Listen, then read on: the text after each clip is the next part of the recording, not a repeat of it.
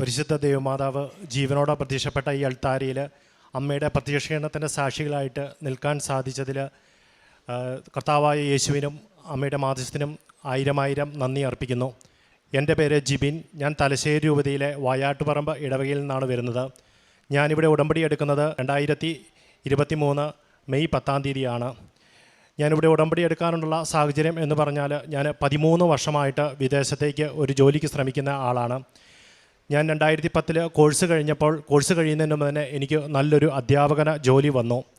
അപ്പം എൻ്റെ പേരൻസൊക്കെ ടീച്ചേഴ്സാണ്. അവർക്ക് ഞാനൊരു അധ്യാപകനായി തുടരണം എന്നൊരു പ്ലാൻ ഉണ്ടായിരുന്നു. പക്ഷേ എൻ്റെ മനസ്സിൽ അന്ന് എനിക്ക് ഒരു വിദേശത്ത് ഒരു കോഴ്സ് പോയി പഠിക്കണം, അവിടെ ജോലി ചെയ്യണം എന്നുള്ള ആഗ്രഹത്തിൽ ഉറച്ചു നിൽക്കുമായിരുന്നു. അവസാനം എൻ്റെ ആഗ്രഹത്തെ മാനിച്ച് എൻ്റെ വീട്ടുകാർ എനിക്ക് സപ്പോർട്ട് തന്ന് ഞാൻ IELTS പഠിച്ച് ഞാൻ കാനഡയ്ക്ക് അപ്ലൈ ചെയ്തു. അന്ന് കാനഡയ്ക്ക് പോകാമെന്ന് പറഞ്ഞാൽ വളരെ വിരളമായ ഒരു സംഭവമാണ്. കാരണം നമുക്കൊരു ബാങ്കിൽ നിന്ന് ലോൺ പോലും കിട്ടില്ല.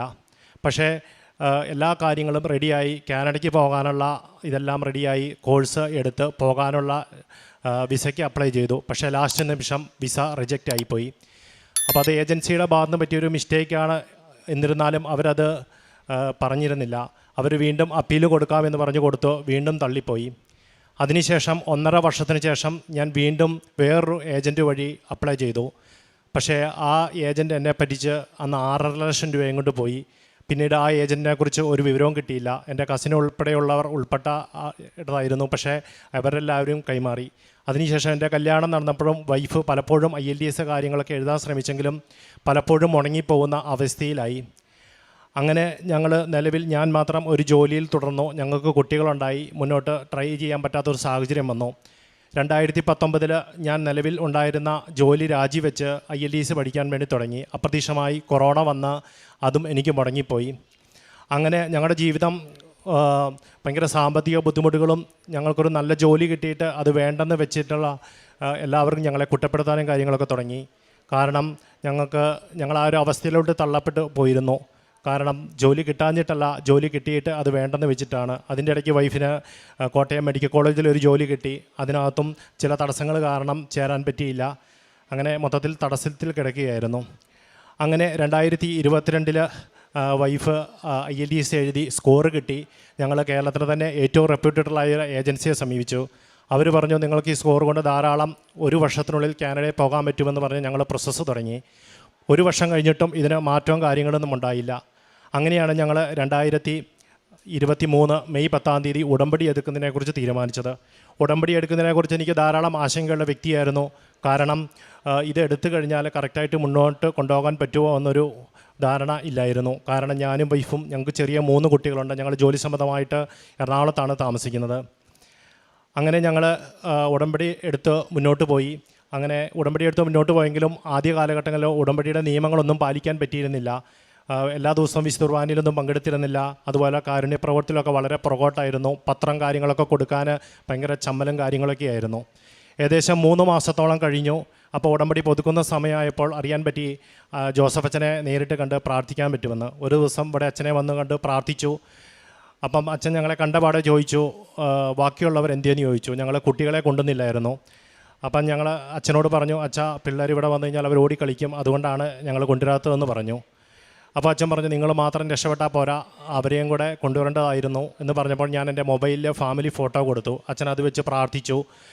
പ്രാർത്ഥന എല്ലാം കഴിഞ്ഞിട്ട് അച്ഛൻ പറഞ്ഞു, ശരി പൊക്കോളാൻ പറഞ്ഞു. അപ്പോൾ ബാക്കിയുള്ളവരെല്ലാം ഇറങ്ങിപ്പോയെങ്കിലും ഞങ്ങളിവിടെ നിന്നു. അപ്പോൾ അച്ഛൻ അവിടെ ഇരുന്ന് അച്ഛൻ എഴുന്നേറ്റ് വന്ന് ചോദിച്ചു, എന്താണെന്ന് ചോദിച്ചു.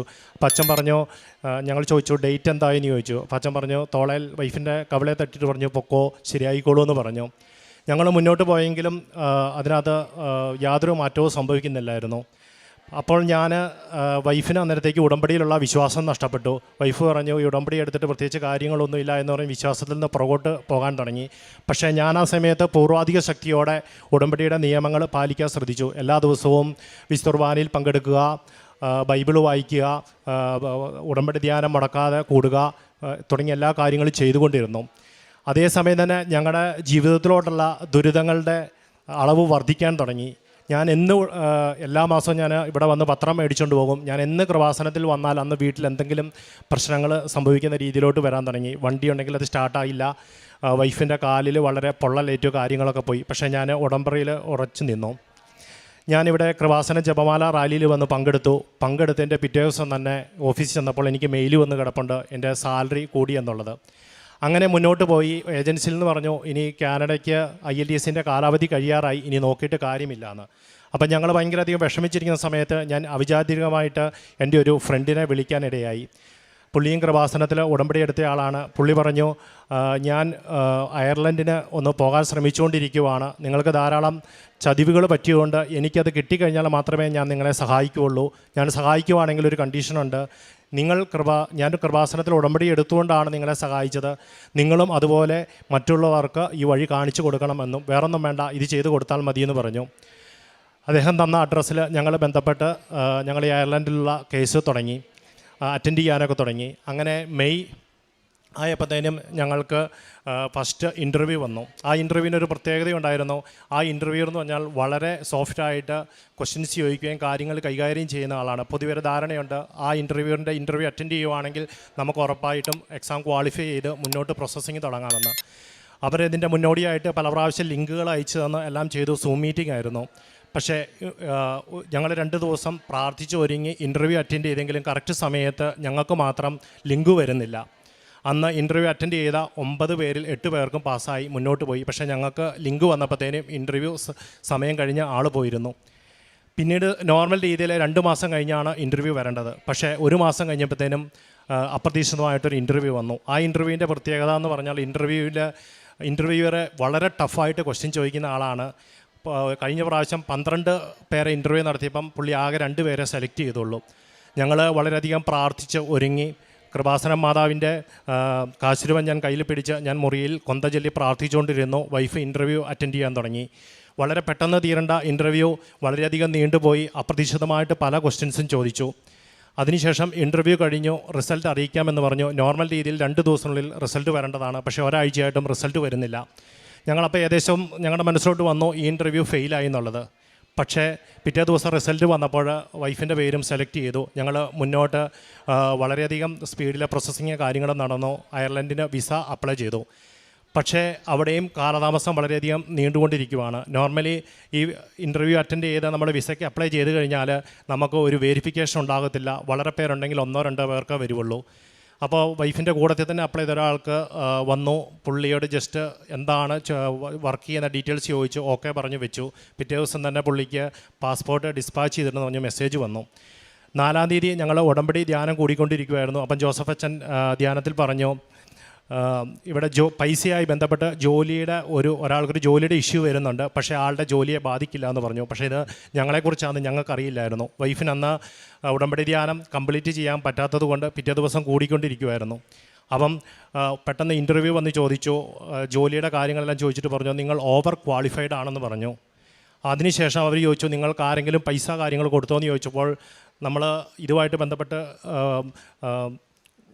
നമ്മുടെ വർക്ക് പെർമിറ്റും മറ്റും പൈസ കൊടുത്തിരുന്നു. പക്ഷേ വൈഫിന് അതിനെക്കുറിച്ച് ധാരണയില്ല. വൈഫ് പറഞ്ഞു ഞങ്ങൾ പൈസ കൊടുത്തിട്ടുണ്ട് എന്ന് പറഞ്ഞു. അപ്പോൾ അത് ആൾക്ക് ഡൗട്ട് തോന്നി. പുള്ളി പറഞ്ഞു ഇതിനെക്കുറിച്ച് ചിന്തിക്കേണ്ടിയിരിക്കുന്നു പറഞ്ഞ് അവരൊരു മെയിൽ അഡ്രസ്സ് വന്നിട്ട് പറഞ്ഞു ഇതിനകത്തോട് എത്രയും പെട്ടെന്ന് ഡീറ്റെയിൽസ് അയക്കണം എന്ന് പറഞ്ഞു. ഞാനന്ന് സ്ഥലത്തുണ്ടാകേണ്ട ആളല്ല, പക്ഷേ അന്ന് എന്തോ തുടങ്ങി ദൈവം തോന്നിക്കുന്നുണ്ടായിരുന്നു ഇവിടെ സ്ഥലത്ത് കാണണമെന്ന്. ഞങ്ങളത് പലരോടും വിളിച്ച് ചോദിച്ചു. അപ്പോൾ ആരും ഇങ്ങനൊരു ക്വസ്റ്റ്യൻ ഇതുവരെയും ചോദിച്ചായിട്ട് അറിയില്ല. ഇത് നമ്മളെ കൊണ്ടുപോകാൻ സഹായിക്കുന്ന ആൾക്കൊന്നും അറിയില്ല. അപ്പം നമ്മൾ അവസാനം ആളോട് ചോദിച്ച് നമ്മൾ ഗൂഗിൾ പേ ചെയ്ത് വർക്ക് പെർമിറ്റിന് കൊടുത്ത റീഫണ്ടബിൾ ആയിട്ടുള്ള പൈസയുടെ ഇത് അയച്ചു കൊടുത്തു. അപ്പം നമ്മൾ വീണ്ടും ഒരു വിളി പ്രതീക്ഷിക്കുന്നില്ല. 2 മണിക്കൂറിനുള്ളിൽ അടുത്ത ആൾ വീണ്ടും എംബസിയിൽ നിന്ന് വിളിച്ചിട്ട് ചോദിച്ചു നിങ്ങൾ ഈ പറഞ്ഞ കാര്യത്തിൽ ഉറച്ചു നിൽക്കുന്നോ, നിങ്ങൾ ഈ പൈസയെ കൊടുത്തിട്ടുള്ളോ എന്ന് ചോദിച്ചു. ഞങ്ങൾ പറഞ്ഞു ഈ പൈസയെ കൊടുത്തിട്ടുള്ളൂ എന്ന് പറഞ്ഞു. ഓക്കെ, നിങ്ങൾക്ക് നിങ്ങളുടെ വിസയുടെ കാര്യത്തിൽ ഇപ്പോൾ തീരുമാനമെടുക്കാൻ പോകാമെന്ന് പറഞ്ഞു. അപ്പോൾ നമ്മൾ ചോദിക്കുമ്പോൾ എല്ലാവരും പറയുന്നത് ഇതൊരു റീസൺ അല്ല, റീസണിൻ്റെ പേരിൽ ഇത് തള്ളിപ്പോകാൻ ചാൻസ് ഇല്ല എന്ന് പറഞ്ഞു. അങ്ങനെ നമ്മൾ കോൾ അറ്റൻഡ് ചെയ്തു. ഞങ്ങൾ ഭയങ്കര ടെൻഷനിലായിരുന്നു. ഈ സംഭവങ്ങൾ നടക്കുന്ന 3-4 മണിക്കൂറിനുള്ളിൽ ഞങ്ങൾ കൊന്ത ചെല്ലുകയും പ്രത്യക്ഷീകരണ പ്രാർത്ഥന ചെല്ലുകയും ഉടമ്പടി ഉപവാസം എടുക്കുകയും കാര്യങ്ങളും എല്ലാം ചെയ്തു. അപ്പോൾ നമ്മൾ ബൈബിൾ തുടങ്ങി പ്രാർത്ഥിച്ച് ബൈബിൾ തുറന്നപ്പോൾ ദാവീദിൻ്റെ വിജയഗീതങ്ങളാണ് വന്നത്. അപ്പോൾ ഞാൻ വൈഫിനോട് പറഞ്ഞു ഇത് യാതൊരു കാരണവശാലും ബാധിക്കില്ല എന്ന് പറഞ്ഞു. പിറ്റേ ദിവസം നമുക്ക് മെസ്സേജ് വന്നു നിങ്ങളുടെ വിസ ഡിസ്പാച്ച് ചെയ്തിട്ടുണ്ടെന്ന് പറഞ്ഞ്. അത് കിട്ടിക്കഴിഞ്ഞാൽ മാത്രമേ അറിയാൻ മാർഗ്ഗമുള്ളൂ. പക്ഷേ നമ്മുടെ ഒരു ഫ്രണ്ട് സൈറ്റിൽ ചെക്ക് ചെയ്ത് നോക്കി കഴിഞ്ഞപ്പോൾ മനസ്സിലായി അപ്രൂവ്ഡ് ആണെന്നുള്ള കാര്യം പറഞ്ഞു. അപ്പോൾ ആളുകൾ നമ്മളെ ബന്ധപ്പെട്ടിട്ട് പറഞ്ഞു നിങ്ങളെ ഇന്നലെ ആശ്വസിപ്പിക്കാൻ വേണ്ടി പറഞ്ഞതാണ്, ഇത് ഒരു കാരണവശാലും ഇങ്ങനെയുള്ള കേസുകളിൽ വിസ നമുക്ക് അനുവദിച്ച് കിട്ടില്ല എന്ന് പറഞ്ഞു. അപ്പം മാതാവിൻ്റെ മധ്യസ്ഥ പ്രകാരം ദൈവത്തിൻ്റെ ഒരു പ്രത്യേക ഇടപെടൽ ഉള്ളതുകൊണ്ട് മാത്രമാണ് കിട്ടിയത്. ഇതിന് ശേഷവും ആളുകൾ പ്രിപ്പയർ ചെയ്യുന്നെങ്കിൽ ഇങ്ങനത്തെ ഒരു ക്വസ്റ്റ്യൻ ചോദിച്ചിരുന്നില്ല. ഒരിടയ്ക്ക് ഞാൻ പറഞ്ഞിരുന്നു വൈഫ് ഉടമ്പടിയിലുള്ള വിശ്വാസം നഷ്ടപ്പെട്ടു എന്ന് പറഞ്ഞു. അപ്പം ഇവിടെ ഈ വർഷം കൃപാസന ജപമാല റാലി നടക്കുന്നതിന് മുമ്പ് വൈഫ് ഇങ്ങനെ ഇതിൽ പങ്കെടുക്കണോ വേണ്ടതെന്ന് ആലോചിച്ചുകൊണ്ടിരിക്കുമായിരുന്നു. അപ്പോൾ ഇതിൻ്റെ തലേ ദിവസം അതിൻ്റെ ആൾ പറഞ്ഞു നിങ്ങളുടെ വിസയെല്ലാം ആയിട്ടുണ്ട്, എത്രയും പെട്ടെന്ന് പോകാൻ റെഡി ആയിക്കോളാൻ പറഞ്ഞു. അപ്പോൾ വൈഫിനാണെങ്കിൽ ഒരു വിശ്വാസം വന്നു ജപമാല റാലിയിൽ പങ്കെടുക്കണമെന്ന്. പിറ്റേ ദിവസം വന്ന് പങ്കെടുത്തു. പക്ഷേ അന്ന് ഇത് റെഡി ആയിട്ടില്ല. അതിനുശേഷമാണ് ഈ കാര്യങ്ങളെല്ലാം നടന്നത്. ഇവിടെ വന്ന് ജപമാല റാലിയിൽ പങ്കെടുത്ത് തിരിച്ചു പോയി. അതിനുശേഷം വൈഫ് പോകാൻ റെഡിയാകുന്നതുകൊണ്ട് ഞാൻ പറഞ്ഞു വേറെ സ്ഥലത്തോട്ട് പോവുകയാണ്, ഇവിടെ വന്ന് ഉടമ്പടി എടുക്കണമെന്ന് പറഞ്ഞു.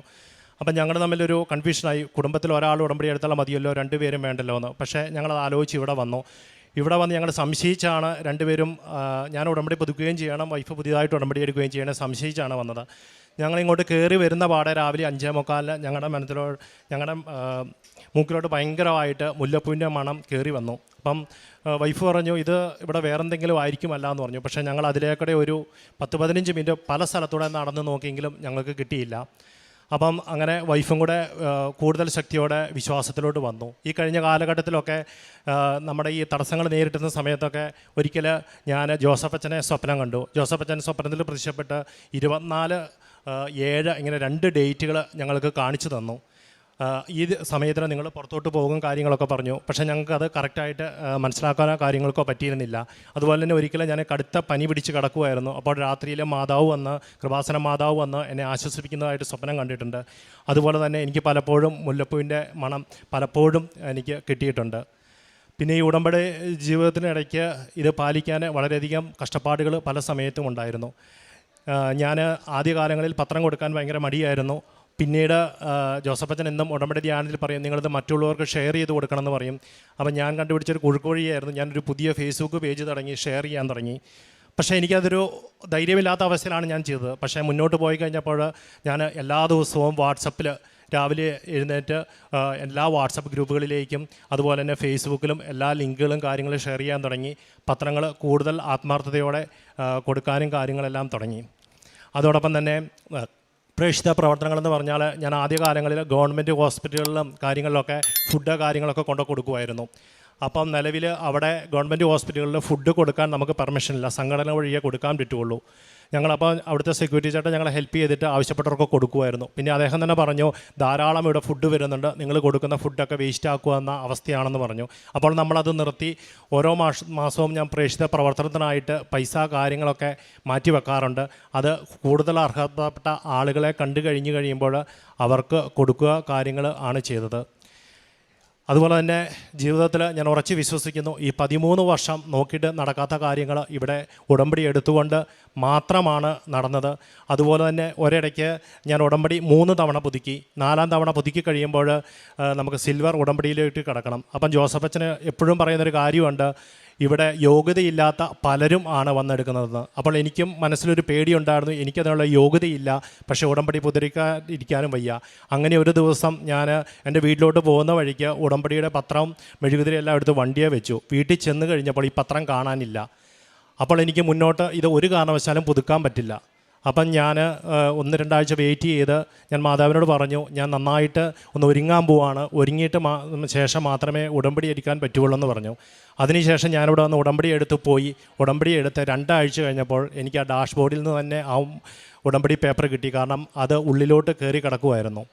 അപ്പം എനിക്ക് 2ാമത് ഉടമ്പടി എടുത്തതോടുകൂടി എനിക്ക് കൂടുതൽ വിശ്വാസത്തോടെ ഉടമ്പടിയിൽ ഉറച്ചു നിൽക്കാൻ സാധിച്ചു.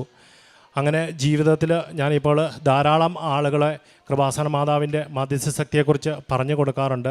ജീവിതത്തിൽ ഏത് പ്രതിസന്ധി ഘട്ടങ്ങളിലും കൃപാസന മാതാവ് നമ്മുടെയോട് കൂടെയുണ്ട്. അതുപോലെ തന്നെ ഇപ്പോൾ ഡെയിലി ബ്രെഡ് എന്ന് പറഞ്ഞ പ്രാർത്ഥനയുണ്ട്. ഞാനത് രാവിലെ കറക്റ്റ് സമയത്ത് തന്നെ കൂടി ഫാമിലി ഗ്രൂപ്പുകളിലേക്കും ഫേസ്ബുക്കിലേക്കും ഷെയർ ചെയ്തതിന് ശേഷമേ മറ്റു കാര്യങ്ങൾക്കൊക്കെ ഞാൻ പോകാറുള്ളൂ.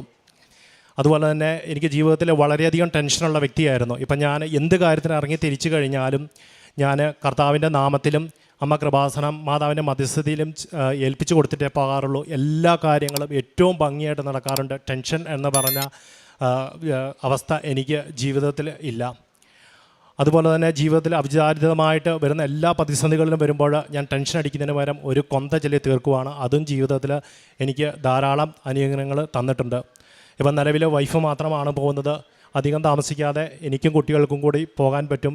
ഇവിടെ വന്ന ഒരു സാക്ഷ്യം കൂടി പറയാൻ പറ്റുമെന്ന് പൂർണ്ണ വിശ്വാസത്തോടെ ഞാൻ എൻ്റെ വാക്കുകൾ നിർത്തുന്നു.